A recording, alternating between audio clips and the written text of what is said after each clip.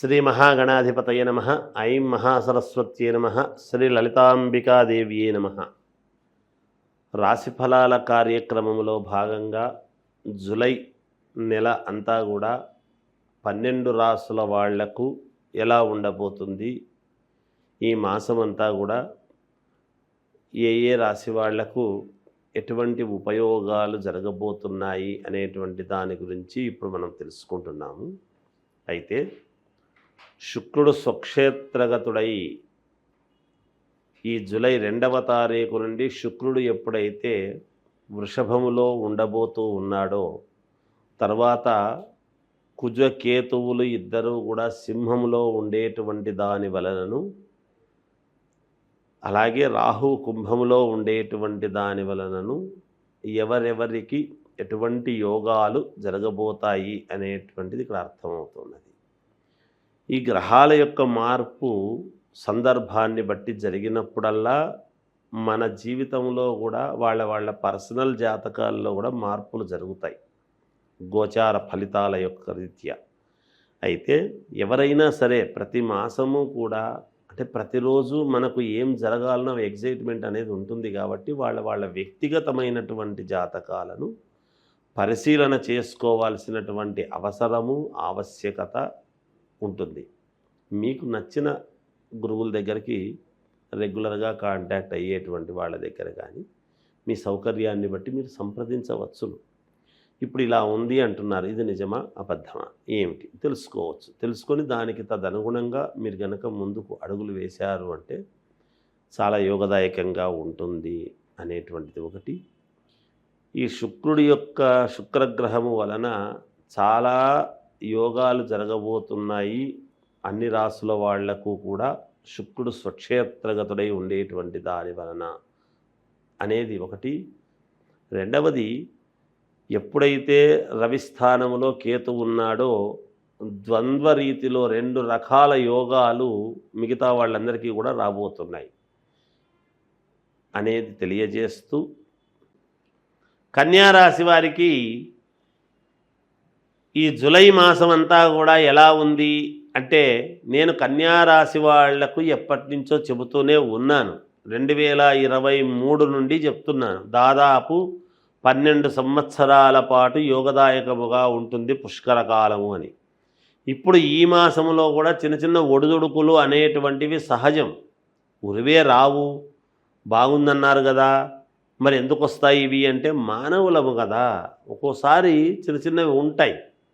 చిన్న చిన్న ఇబ్బందులే తప్ప పెద్దవి కాదు అనేటువంటిది ముందుగా తెలియజేస్తూ, జీవిత భాగస్వామితో కొంచెము అత్యంత ప్రేమగా ఆమె అనుకూలించినట్టుగా మీరు మాట్లాడితే ఈ మాసము చాలా యోగవంతముగా ఉంటుంది. వృత్తి వ్యాపారాలలో పెద్దల సలహాలు తీసుకొని ముందుకు వెళితే యోగదాయకముగా ఉంటుంది.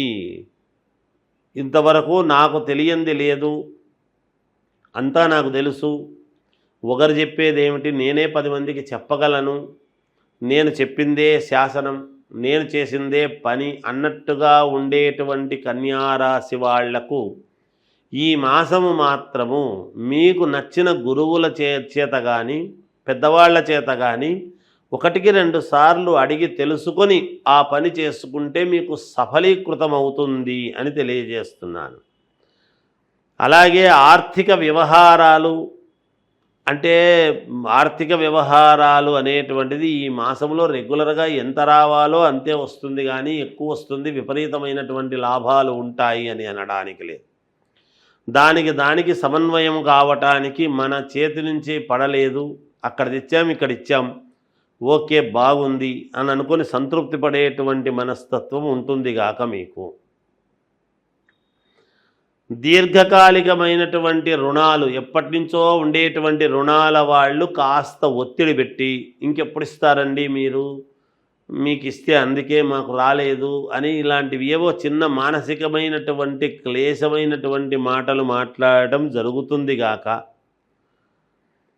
అలాగే ఆరోగ్య విషయంలో వైద్యుడిని సంప్రదించాల్సినటువంటి అవసరము, అంటే చిన్నవే, సమయానికి తినకపోవటం వలన, నిద్ర లేకపోవటం వలన చిన్న సమస్యలతో కాళ్ళ నొప్పులు కానీ ఇలాంటివి ఏవో నరాల వీక్నెస్ కానీ ఇట్లాంటివి ఏవో ఉండి కాస్త మీరు డాక్టర్ను సంప్రదించి దానికి తదనుగుణంగా మాత్రలు వేసుకొని వెంటనే మరుసటి రోజే సెట్ అయ్యేటువంటి విధానముగా ఉండబోతున్నది.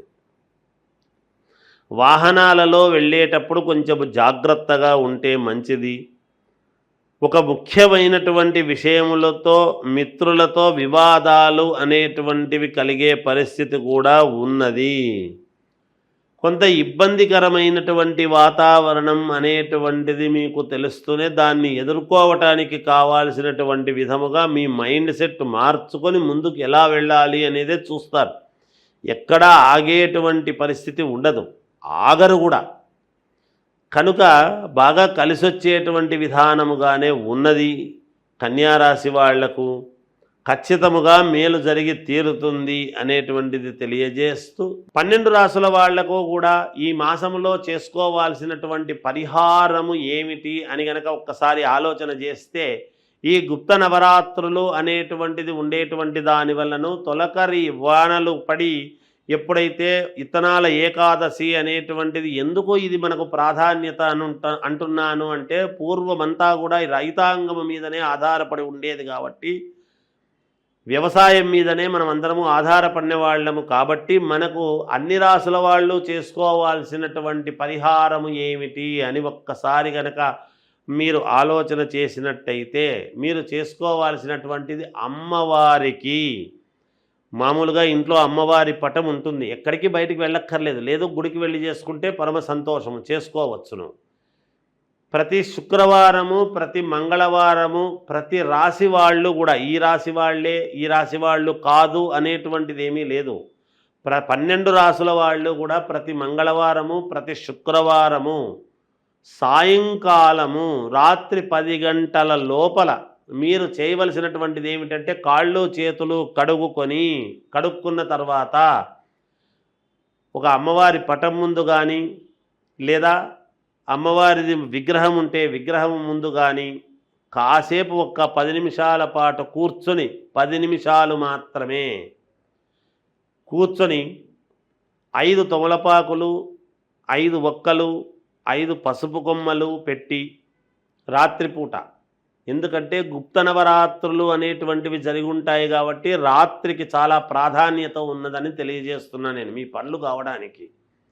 అలా కూర్చొని అమ్మవారిని ఓం శ్రీమాత్రే నమః, ఓం శ్రీమాత్రే నమః, ఓం శ్రీమాత్రే నమః అనేటువంటి మంత్రాన్ని 108 సార్లు, అన్నిసార్లు మేము చేసుకోలేకపోతున్నాము గురువు గారు అంటే పెద్ద విషయం ఏమీ కాదు. మనకు పనులు కావాలి అన్నప్పుడు ఒక 108 సార్లు. అయితే నేను చెప్పినట్టుగా బయటికి మంత్రము చెప్పకండి, లోపల మనస్సులో మననము చెయ్యండి. మంత్రానికి మననం చేయటం అనేటువంటిది చాలా ఉన్నతమైనటువంటి విలువ కూడా. నేను బయటికి చెప్పకపోతే మననం చేస్తే మీకు ఎలా అర్థమవుతుంది?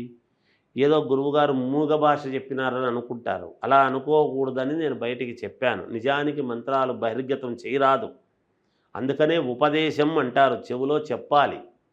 అయితే ఇప్పుడున్నటువంటి పరిస్థితుల దృష్ట్యా యావత్ ప్రపంచానికి ప్రసార మాధ్యమాల ద్వారా వీళ్ళు ఎంతో ఉన్నతముగా అందరికీ తెలియాలి అనేటువంటి తాపత్రయంతో చేస్తున్నందుకు గాను ఆ యొక్క దీన్ని మీరు సద్వినియోగం చేసుకుంటారు అనేటువంటిది అనుకుంటూ, ఈ యొక్క ఇది మీరు చేస్తే మీకు మేలు జరుగుతుంది అని తెలియజేస్తూ జయోస్తు.